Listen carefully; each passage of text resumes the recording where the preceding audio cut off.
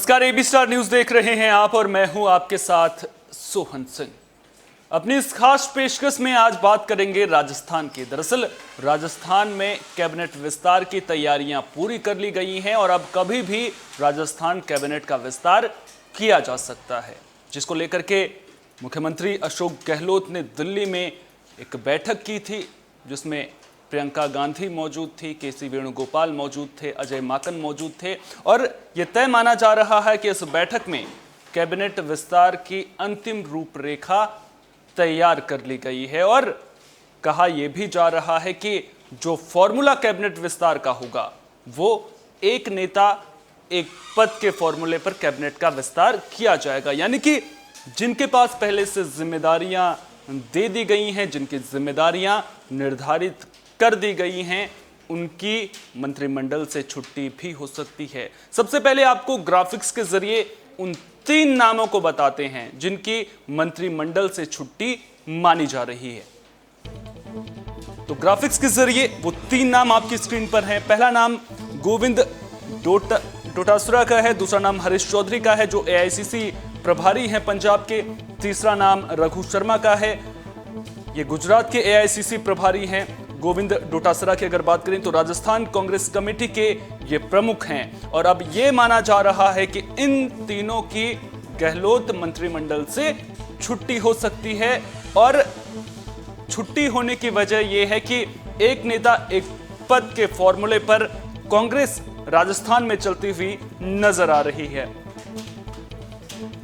तो एक नेता एक पद के फॉर्मूले पर कैबिनेट का विस्तार जो है वो राजस्थान में हो सकता है। अगर बात करें तो फिलहाल गहलोत मंत्रिमंडल में 9 पद खाली हैं और मंत्रिमंडल से अगर इन 3 वरिष्ठ सदस्यों को हटा दिया जाता है तो फिर कहीं ना कहीं जो खाली पद हैं उनकी संख्या 12 हो सकती है। यानी कि 12 पद खाली रहेंगे तो 12 जो मंत्री हैं वो बनाए जा सकते हैं। और अगर राजस्थान की बात करें तो राजस्थान में कांग्रेस की पूर्ण बहुमत की सरकार नहीं है, इसलिए यहां पर कांग्रेस के लिए जो निर्दलीय विधायक हैं उनको साथ रखना बेहद जरूरी है। तो यह भी माना जा रहा है कि कुछ निर्दलीय विधायकों को भी मंत्रिमंडल में शामिल किया जा सकता है। इसके अलावा सचिन पायलट नाराज ना रहें, यह भी एक समस्या है।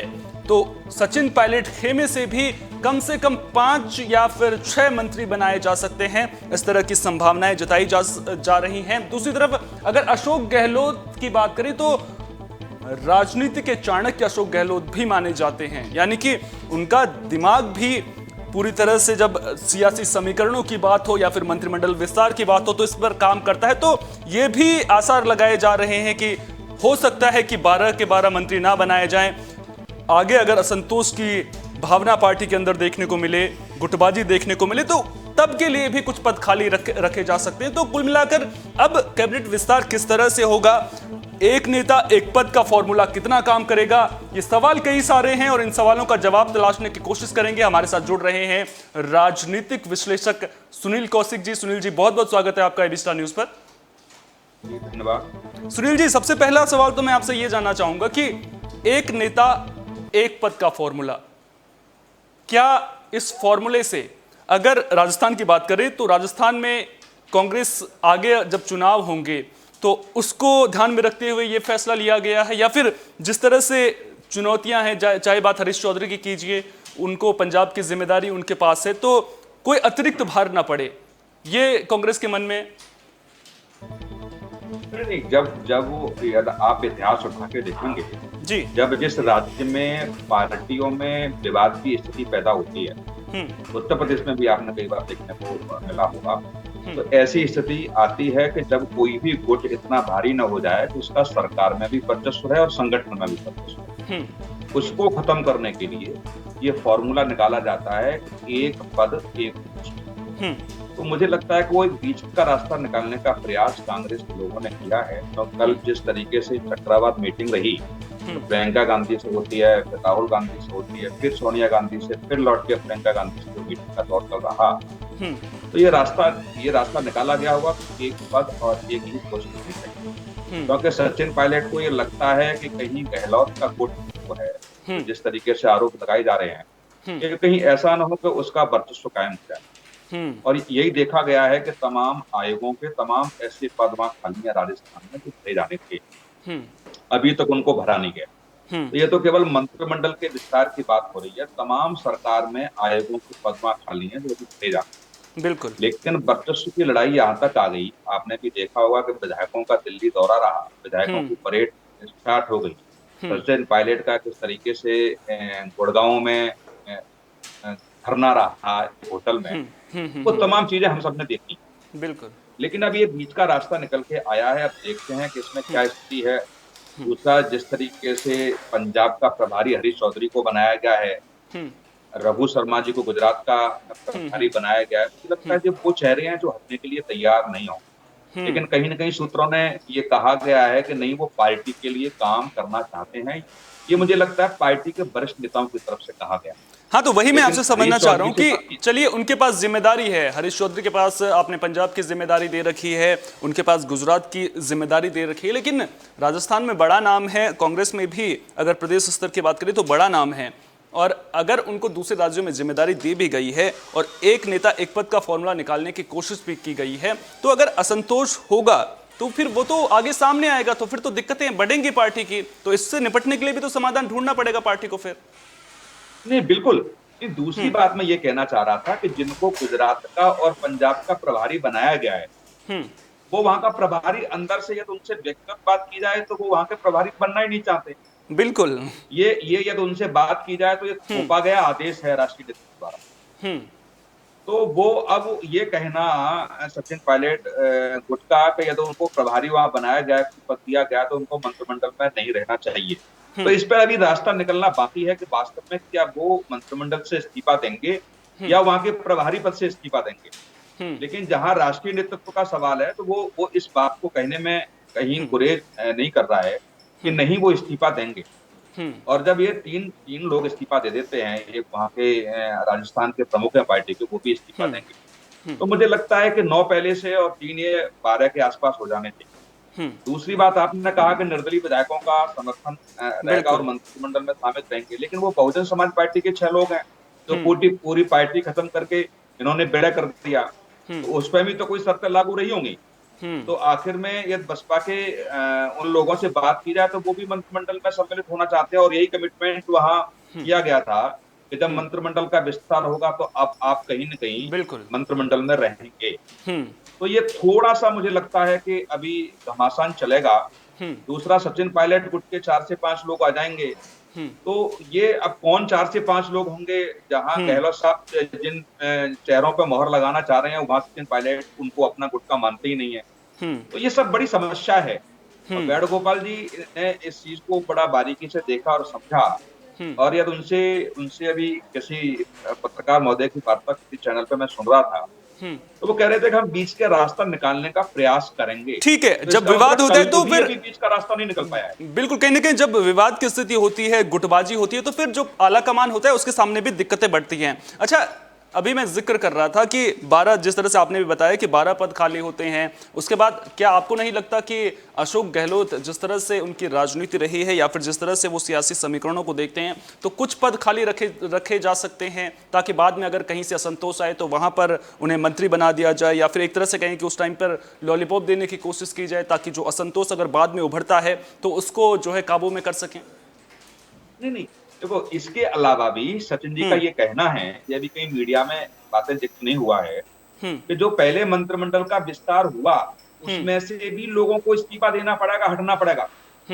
वो गहलोत जी इस बात को मानने के लिए तैयार नहीं है, क्योंकि जो असंतोष हुआ था, जहां सचिन पायलट के लोगों ने इस्तीफा दिया था, तो क्या गहलोत के लोग जो हैं, जिस पर सचिन पायलट जी सहमत नहीं है, जहां फोन टेपिंग का मामला लगाया उन्होंने कि हमारे फोन टेप हो रहे हैं और किनके निर्देश पर हो रहे हैं, तमाम इस तरीके के आरोप लगे थे। तो इन 12 को आप छोड़ दीजिए, ये 12 तो 3 इस्तीफा दे देंगे, ठीक है, और 9 पद खाली हैं, लेकिन इसके अलावा भी क्या गहलोत गुट के लोग भी इस्तीफा देंगे, इस बात का भी जिक्र अभी होना है। और ये बिल्कुल कह सकते हैं दबी जबान से ये कांग्रेस के नेता स्वीकार कर रहे हैं कि हाँ, होना भी चाहिए। तो एक जी मुझे लगता है बड़ा फेरबदल होगा, जहां हम 3 और 9 की बात कर रहे हैं, 3 ये लोग हैं जो प्रभारी हैं, वो इस्तीफा दे देंगे और 9 खाली हैं। लेकिन मुझे लगता है कि इससे भी बड़ा मंत्रिमंडल का विस्तार वहां होगा। अच्छा ठीक है। और आज भी जी, मैं ये जानना चाह रहा था कि 200 विधानसभा सीटें वहाँ पर हैं और जो मेरी जानकारी में है कि वहाँ पर 30 मंत्री ही बनाए जा सकते हैं। एक अहम सवाल मैं ये आपसे पूछना चाह रहा था कि अगर गहलोत गुट के नेता भी कुछ मंत्री पद से इस्तीफा देते हैं तो क्या अशोक गहलोत मान जाएंगे? और जिस तरह से आला कमान का रुख मैं आपसे समझना चाहूंगा इस पर कि जिस तरह से हमने पहले भी देखा है कि कहीं ना कहीं अशोक गहलोत को तरजीह दी है आला कमान ने, तो क्या आला कमान क्या रुख हो सकता है उसको लेकर के? देखिए, आप इसको समझने का प्रयास कीजिए कि जो कांग्रेस के वहां प्रमुख बने हुए हैं और जो पंजाब के प्रभारी हैं, जैसे वहां कांग्रेस कमेटी के प्रमुख है गोविंद जी और हरीश चौधरी जी और ये पंजाब शर्मा के, जी को ले लिया जाए, ये जो गुजरात के, पंजाब के जी प्रभारी, जी। ये तीनों गहलोत गुट के लोग हैं। और ये फॉर्मूला सचिन जी की तरफ से आया कि एक पद होना चाहिए। तो तो ये जो तीन लोग हैं, ये गहलोत जी के ही खास हैं। बिल्कुल। तो ये मानने के लिए तैयार होंगे अब हरीश चौधरी से कि जब कल शाम को मेरी वार्ता फोन पे हुई तो वो बिल्कुल हिचकिचा रहे थे ये कहने में कि मैं इस्तीफा दूंगा। वो बिल्कुल घुमा रहे थे बातें कि देखा जाएगा, अभी समय है इसके लिए, राष्ट्रीय नेतृत्व क्या आदेश देगा इस पे मैं विचार करूंगा। तो ये चीजें निकल के आ रही हैं कि जो बात में मैं वही कहना चाह रहा था कि जो गहलोत गुट के जो और भी हैं, जहां सचिन पायलट चाह रहे हैं कि वो मंत्रिमंडल में नहीं रहे, या वो लोगों को भी सम्मिलित किया जाएगा, ये फैसला आज होना है। और वेणुगोपाल जी जो कह रहे हैं कि अभी तक ये निश्चित नहीं है कि मंत्रिमंडल में कौन सम्मिलित होगा, ये तो सब खुला है कि 9 पद खाली है, इसकी तो कोई जिक्र ही नहीं है। ठीक है। इनके अलावा लड़ाई जो हो रही थी वो लड़ाई अपने अपने गुट के वर्चस्व की लड़ाई थी, वो कैसे समाप्त की जाएगी ये कांग्रेस। अच्छा, एक और अहम सवाल आपसे लेना चाहूंगा कि गुटबाजी हमने देखी कि पंजाब में जिस तरह से गुटबाजी उभरी, उसके बाद चुनाव से ऐन पहले जिस तरह से कैप्टन ने पार्टी छोड़ दी, उसके बाद अगर राजस्थान को देखें पंजाब से कंपेयर करें तो स्थिति लगभग सिमिलर नजर आती है। अशोक गहलोत का गुट ले लीजिए, आप सचिन पायलट का गुट ले लीजिए। सचिन पायलट अभी दौसा में थे तो उन्होंने भी कहा था कि बदलाव होगा, संगठन में भी होगा और जो मंत्रिमंडल है उसमें भी देखने को मिलेगा, सरकार में भी देखने को मिलेगा। तो क्या आलाकमान का जिस तरह से वहां पर देखा कि एक बीच का विकल्प निकाल दिया गया, सीएम चन्नी को सीएम बना दिया गया, तो अभी चुनाव में वक्त है राजस्थान में, तो क्या कांग्रेस वहां पर भी इस तरह की पहल कर सकती है राजस्थान की अगर मैं बात करूं?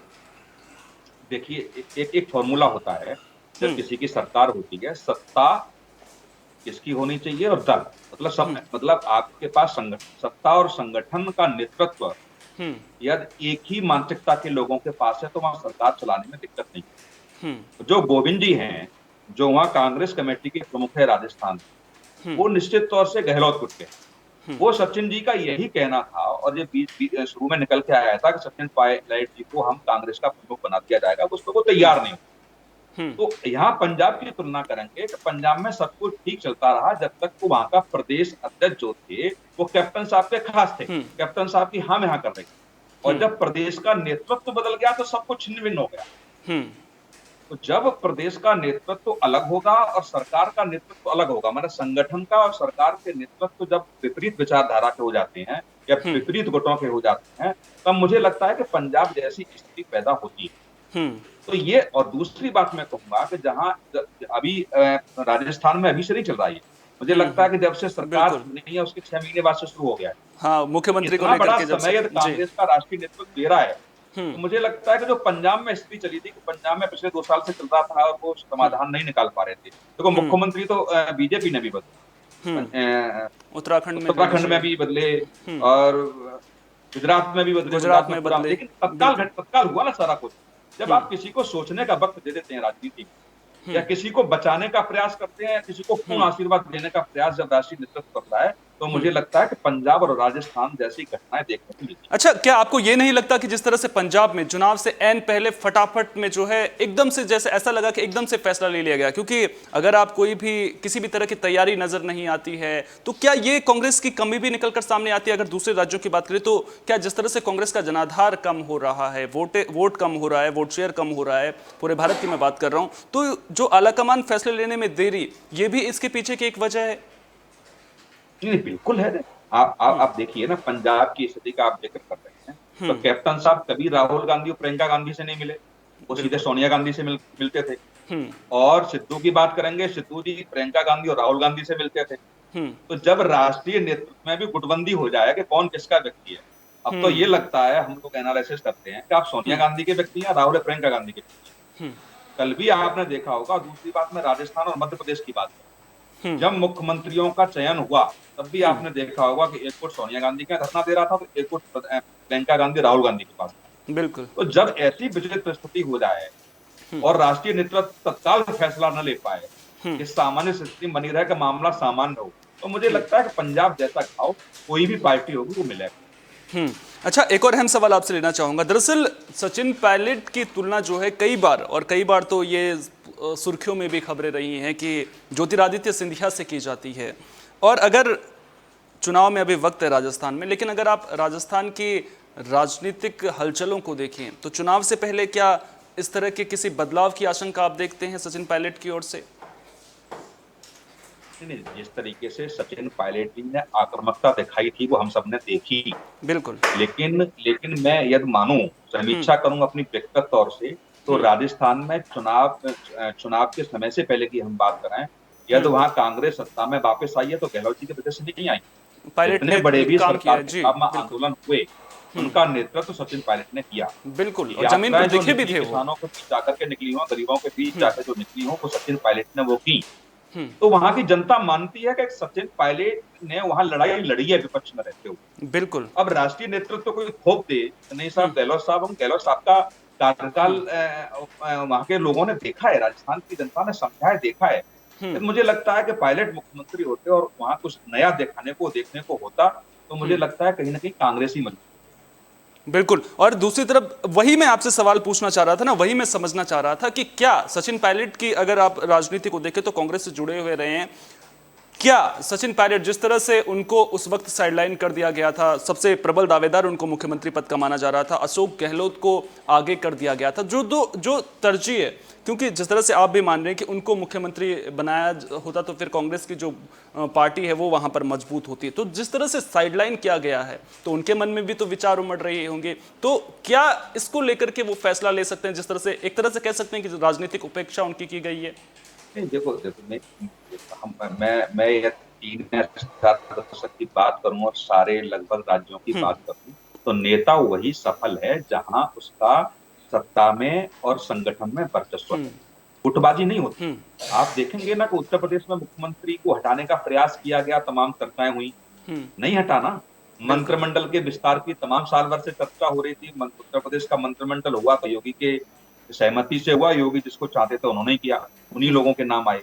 तो ये सब देखना पड़ेगा। सचिन पायलट जो राजनीति करते हैं, ठीक है, आप युवा नेतृत्व थे वहां पे, और सरकार या सत्ता में वापस आई है कांग्रेस की, तो उनकी वजह से आई है, लेकिन इसके अलावा भी राजनीति तो बहुत चीजें होती है। दोस्त न हो कोई बात नहीं है, लेकिन दुश्मन नहीं होना चाहिए। तो जिस तरीके से वहां उनको दिख रहा था कि राष्ट्रीय नेतृत्व से संबंध गहलोत साहब के रहे, गहलोत साहब की जब सरकार, कांग्रेस की जब सरकार रही है, तो केंद्र में मंत्रिमंडल में भी गहलोत साहब रहे। बिल्कुल। तो जो राष्ट्रीय नेतृत्व से संबंध थे वो डेवलप सचिन पायलट को करने चाहिए थे, लेकिन कहीं कहीं नहीं, मुझे जहां तक लगता है कि सचिन पायलट रहे, सिंधिया रहे, या तमाम ऐसे नेता, युवा नेता जो कांग्रेस के पास है, वो कहीं ना कहीं कांग्रेस का नेतृत्व ये डरता है कि ये चेहरे आगे आ गए तो कहीं ना कहीं राहुल गांधी कमजोर न पड़ जाए। इस विचारधारा से कांग्रेस को निकलना पड़ेगा, और जब तक कांग्रेस इस विचारधारा से नहीं निकलेगी, मुझे लगता है कि ऐसी परिस्थितियां कांग्रेस में पैदा होगी। बिल्कुल, बहुत बहुत शुक्रिया सुनील जी, तमाम जानकारी को हम तक साझा करने के लिए। ये थे राजनीतिक विश्लेषक सुनील कौशिक जी, जो पूरी खबर पर हमें जानकारी दे रहे थे, अपनी राय रख रहे थे। तो अब राजस्थान में कैबिनेट विस्तार को लेकर हलचल तेज हो गई है, और इस कैबिनेट विस्तार पर पूरे देश की नजरें रहेंगी, क्योंकि जिस तरह से ये तो माना जा रहा है कि 12 पद खाली हैं, लेकिन क्या अशोक गहलोत के चहेते कुछ मंत्री भी इस्तीफा देंगे, ये भी अपने आप में बड़ा सवाल है। और देखना दिलचस्प होगा कि मंत्रिमंडल विस्तार के बाद जो राजस्थान की सियासत है, और खासतौर पर कांग्रेस में जो गुटबाजी एक तरह से कह सकते हैं देखने को मिल रही है, वो किस करवट बदलती हुई नजर आती है। इस खास पेशकश में फिलहाल के लिए इतना ही। देश दुनिया की तमाम अहम खबरों के लिए अब बने रहिए एबी स्टार न्यूज़ के साथ, क्योंकि यहाँ पर खबरों का सिलसिला कभी नहीं थमता।